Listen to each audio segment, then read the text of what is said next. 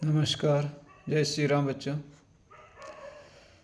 आज हम कक्षा 12वीं विषय राजनीति विज्ञान के प्रश्नोत्तरों को परीक्षा की दृष्टि से महत्वपूर्ण प्रश्नोत्तरों को समझने का प्रयास करते हैं।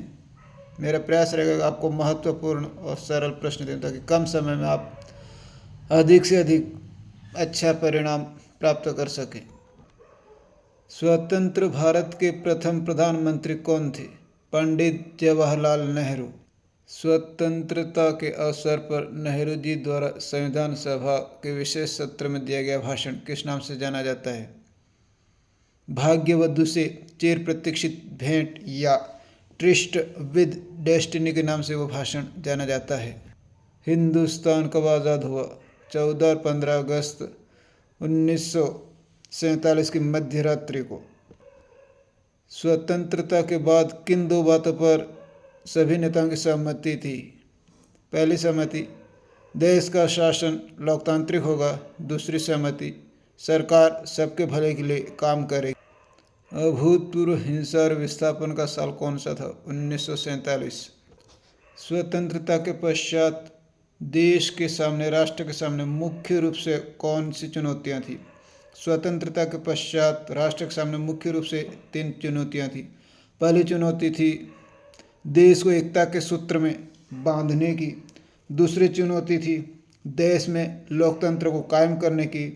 और तीसरी चुनौती थी एक ऐसे विकास की जिससे समुचित समाज का भला हो, संपूर्ण समाज का, देश के प्रत्येक क्षेत्र का विकास हो। प्रथम गणतंत्र दिवस कब मनाया गया? 26 जनवरी 1950 को। अमृता प्रीतम कौन थी? अमृता प्रीतम पंजाबी भाषा की प्रमुख कवित्री, साहित्यकार, कथाकार थी।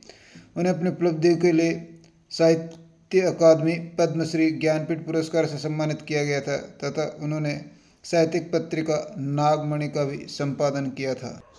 द्विराष्ट्र सिद्धांत की बात किसने की थी? मुस्लिम लीग ने। पाकिस्तान के संविधान सभा के अध्यक्ष कौन थे? मोहम्मद अली जिन्ना, जिन्हें पाकिस्तान का जनक भी कहा जाता है। कांग्रेस ने द्विराष्ट्र सिद्धांत को क्यों मान लिया था? 1940 के दशक में राजनीतिक मोर्चे पे कई बदलाव हुए तथा मुस्लिम लीग और कांग्रेस के बीच राजनीतिक प्रतिस्पर्धा तथा ब्रिटिश शासन की भूमिका जैसे कई कारणों से इस बात को कांग्रेस ने मान लिया था। किस भूभाग को भारत और पाकिस्तान के रूप में बांट दिया गया था? ब्रिटिश इंडिया को भारत और पाकिस्तान नामक 2 देशों में बांट दिया गया था। सीमांत गांधी कौन थे? खान अब्दुल गफ्फार खान को सीमांत गांधी कहा जाता था। विभाजन से कौन से क्षेत्र प्रभावित हुए? मुख्य रूप से बंगाल और पंजाब। विभाजन की हिंसा में कितने लोगों ने अपनी जान गंवाई? करीब 5 से 10 लाख। विभाजन में कितने लोगों को अपनी मातृभूमि छोड़नी पड़ी? करीब 80 लाख लोगों को अपना घर बार छोड़कर सीमा पार जाना पड़ा। 1951 के वक्त भारत की आबादी में कितने मुस्लिम थे? करीब 12%। फिल्म गर्म हवा किससे संबंधित है? भारत विभाजन से। गांधी जी की हत्या कब और किसने की? 30 जनवरी 1948 को नाथुराम विनायक गोडसे ने गांधी जी को 3 गोलियां मार दी, जिससे वे मौके पर ही उनकी मृत्यु हो गई। रजवाड़े किन्हें कहते? जिन क्षेत्र पर राजाओं का शासन था उन्हें रजवाड़े कहा जाता था। रजवाड़ों या देशी रियासतों की संख्या कितनी थी? 565 थी। स्वतंत्रता के वक्त रजवाड़ों के प्रति अंग्रेजों का क्या नजरिया था? अंग्रेजों ने रजवाड़ों को यह स्वतंत्रता दी थी कि चाहे तो भारत में शामिल हो जाएं या पाकिस्तान में, या चाहे तो अपना स्वतंत्र अस्तित्व भी रख सकते हैं। सबसे पहले कहाँ के राजा ने अपने को आज़ाद रखने की घोषणा की? सबसे पहले त्रावणकोर के राजा ने अपने को आज़ाद रखने की घोषणा की। रजवाड़ों के भारतीय संघ में विलय के लिए कौन सा पत्र तैयार किया गया था? रजवाड़ों अर्थात देशी रियासतों के भारतीय संघ में विलय के लिए सहमति पत्र, जिसे इंस्ट्रूमेंट ऑफ एक्सेशन कहते हैं, तैयार किया गया था। किन रियासतों का विलय थोड़ा कठिन साबित हुआ? जूनागढ़, हैदराबाद, मणिपुर और कश्मीर रियासतों का विलय थोड़ा कठिन हुआ। निज़ाम कौन था? हैदराबाद के शासक को निज़ाम कहते थे।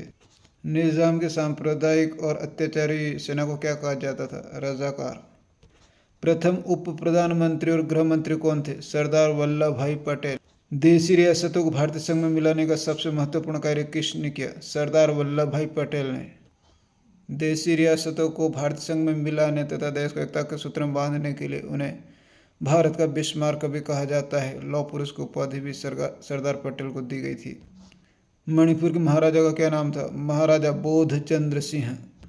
भारत का वो कौन सा भाग है जहाँ पहली बार सार्वभौमिक वयस्क मताधिकार के आधार पर चुनाव हुए? मणिपुर। भाषाई आधार पर राज्यों के पुनर्गठन से नेता क्यों कतरा रहे थे? उन्हें आशंका थी कि इससे देश की एकता और अखंडता को चुनौती मिल सकती है, इसलिए वो इसे कतरा रहे थे। आंध्र प्रदेश की भाषा कौन सी थी? तेलुगु।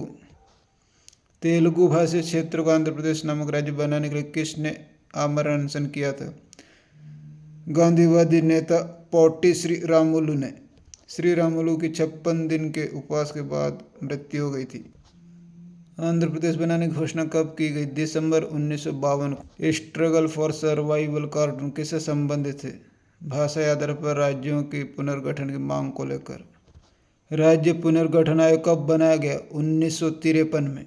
राज्य पुनर्गठन अधिनियम कब पारित हुआ? 1956। इस अधिनियम के अनुसार कितने राज्य बनाए गए? 14 राज्य और 6 केंद्र शासित प्रदेश। महाराष्ट्र गुजरात राज्य कब बनाया गया? 1960 में। पंजाब कब बना? 1966। 1972 में कौन से राज्य बने? मेघालय, मणिपुर और त्रिपुरा। नागालैंड को कब राज्य बनाया गया? 1963 में। मिजोरम और अरुणाचल प्रदेश 1987 में बनाए गए। सन 2000 में कौन से 3 राज्य बने थे? सन 2000 में मध्य प्रदेश से छत्तीसगढ़, उत्तर प्रदेश से उत्तराखंड और बिहार से झारखंड नामक राज्य बनाए गए। राज्य पुनर्गठन आयोग के अध्यक्ष कौन थे? फजल अली। तेलंगाना कब राज्य बना? 2014 में। सिक्किम राज्य कब बना? 1975 में। द्विराष्ट्र सिद्धांत का प्रतिपादन किसने किया था? मोहम्मद अली जिन्ना ने। भाषाई आधार पर सर्वप्रथम किस राज्य का गठन हुआ? आंध्र प्रदेश का। भारत विभाजन के मुख्य कारण क्या थे? सांप्रदायिक भावना, अंग्रेजों द्वारा सांप्रदायिक भावना को प्रोत्साहन देना, कांग्रेस की तुष्टीकरण की नीति, मुस्लिम लीग के सदस्यों का अंतरिम सरकार में शामिल होना। इंस्ट्रूमेंट ऑफ एक्सेशन या सहमति पत्र में क्या व्यवस्था थी? इंस्ट्रूमेंट ऑफ एक्सेशन या सहमति पत्र जो कि देशी रियासतों को भारतीय संघ में मिलाने की तात्कालिक व्यवस्था थी। इसमें देशी रियासतों से केवल 3 मुख्य विषयों को संघ को सौंपने के लिए कहा गया था, जिसमें थे प्रतिरक्षा, संचार और विदेशी मामले। ये मुख्य मामले थे जो संघ को सौंपने थे। बाकी देशी रियासतों के पास ही रहने का आश्वासन दिया गया था। क्या भाषाई आधार पर राज्यों की मांग से देश कमज़ोर हुआ? नहीं। भाषाई आधार पर राज्यों के पुनर्गठन से देश की एकता और मजबूत हुई। इससे लोकतांत्रिक प्रक्रिया को और बल मिला तथा स्थानीय तक महत्व मिलने से लोकतांत्रिक प्रक्रिया और भी ज़्यादा प्रासंगिक और महत्वपूर्ण बन गई। रजवाड़ों की स्थिति क्या थी? रजवाड़े कई छोटी बड़ी प्रशासनिक इकाइयों की तरह थे।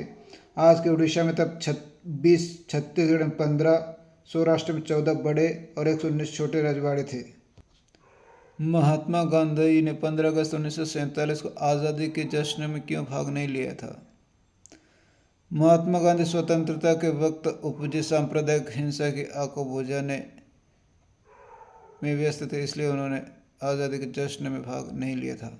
फिल्म गर्म हवा में अभिनय किसने किया था? बलराज साहनी तथा जलाल आगा ने। जिंदानामा, नक्शे फरियादी, दस्ते सबा के लेखक कौन थे?